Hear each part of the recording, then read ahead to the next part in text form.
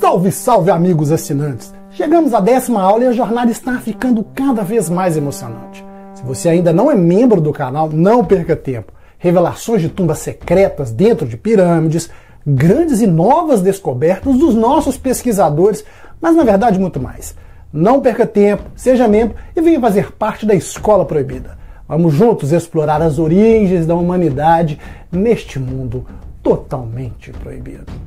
Agora vamos ao vídeo de hoje, que servirá como base para você dar os primeiros passos no mundo dos mistérios.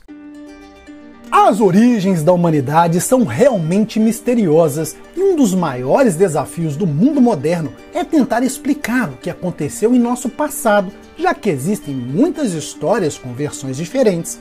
Como por exemplo, na ciência tradicional, nós humanos somos a evolução de ancestrais primatas ao longo de milhões de anos. No cristianismo, Deus criou Adão e Eva no Jardim do Éden.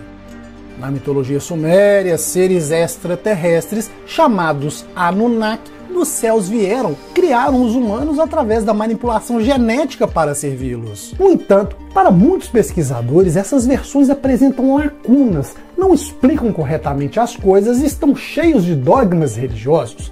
Dessa forma, alguns homens e mulheres corajosos decidiram realizar essa missão difícil: explicar as origens da humanidade usando a filosofia, a mitologia e os documentos mais antigos que existiam naquela época, incluindo as versões que eu acabei de citar. Das inúmeras versões sobre as nossas origens, sem dúvidas uma das mais intrigantes e interessantes se torna conhecida por HPB, ou Madame Blavatsky.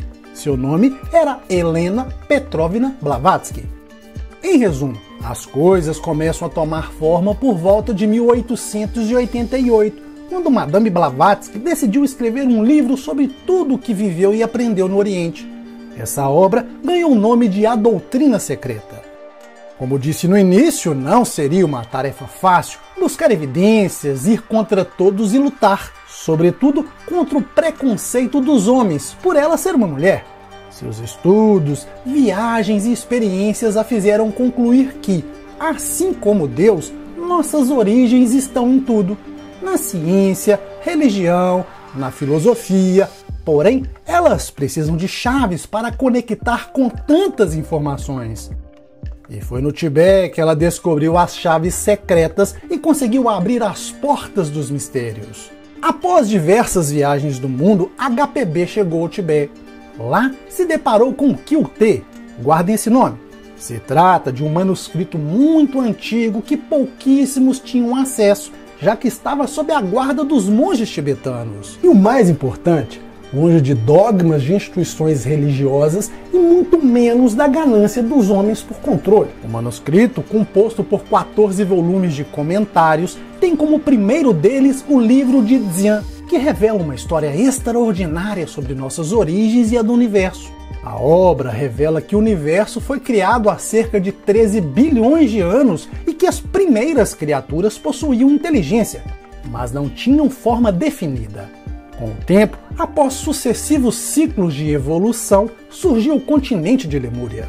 Milhares de anos depois, apareceram seres gigantes que se replicaram e desapareceram, dando lugar ao que conhecemos hoje como Atlântida. Blavatsky afirmava que a origem da humanidade estava nesse continente.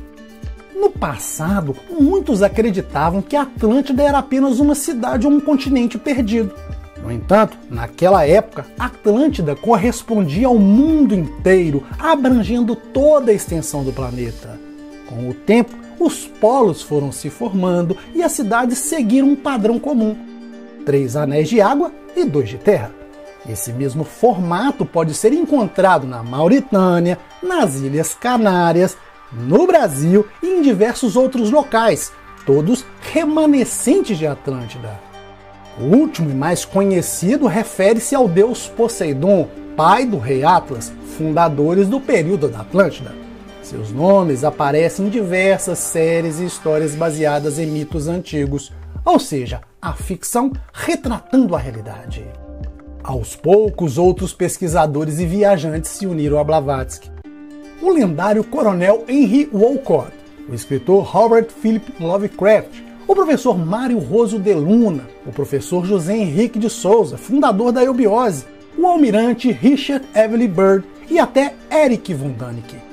Todos eles estavam convictos de que a nossa civilização foi desenvolvida por esses seres. Como nos conta a música do Barão Vermelho, o tempo não para. Na Grécia surge Platão, um filósofo que também decidiu investigar. Inicialmente foi acusado de inventar a história de Atlântida, mas para a tristeza de muitos, ele não inventou nada. Na verdade, Platão aprendeu com os textos deixados pelo grande estadista e pensador grego Solon, que viajou ao Egito por volta de 590 a.C. Lá, Solon descobriu toda a história do continente afundado por meio de 2 sacerdotes egípcios. Psenofe, de Heliópolis, cidade próxima ao Cário, e Sonchis, de Sais, capital do Antigo Egito, ambos ligados a Neco II, filho do faraó Necão II. Neste tempo, Platão aprendeu que o nome do Egito no passado era Etelêntia, o que, curiosamente, era mais um termo relacionado à Atlântida. Bem, agora me responda, será possível que Solon tenha aprendido apenas uma parte sobre a Atlântida? Somente a parte que envolvia o Egito, por exemplo? Ou será que ele teve acesso apenas a um pequeno fragmento de todo o conhecimento contido nos manuscritos de Kiltek Blavatsky encontrou no Tibete? Ou, como dizia o grande professor Girafales, por qual motivo, razão ou circunstância, os nazistas que seguiam diversas doutrinas, tentavam desvendar segredos ocultistas, perseguiam grandes mistérios da humanidade, como a Arca da Aliança, por exemplo, porque estavam sedentos por esse tal manuscrito? Hitler procurava a lança do destino, a Arca da Aliança, a tecnologia dos discos voadores e enviou seus nazistas ao Tibete em busca do livro de Dzyan, ou manuscrito de Dzyan. Esse manuscrito serviu de base para Blavatsky escrever a doutrina secreta. Ele explica que o universo se autoprocriou, algo que lembra muito o Big Bang, mas também afirma que nossas origens são resquícios dos Atlantes. E podemos ver as várias ramificações dos Atlantes na Suméria, no Egito, entre os maias, incas e astecas.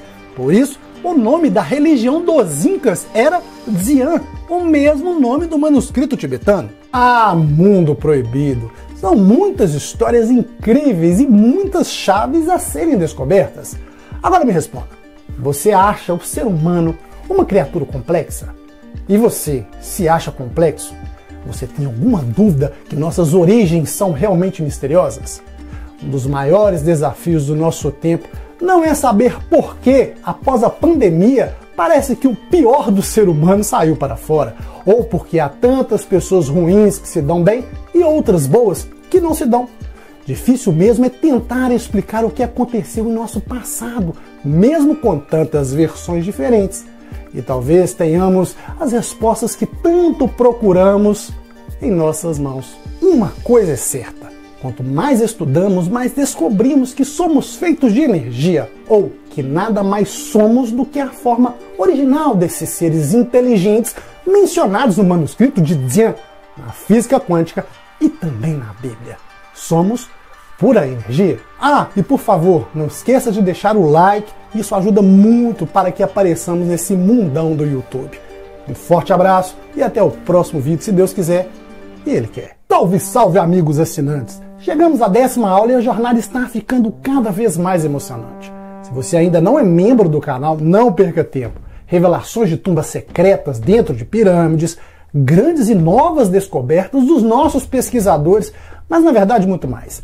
Não perca tempo, seja membro e venha fazer parte da Escola Proibida. Vamos juntos explorar as origens da humanidade neste mundo totalmente proibido.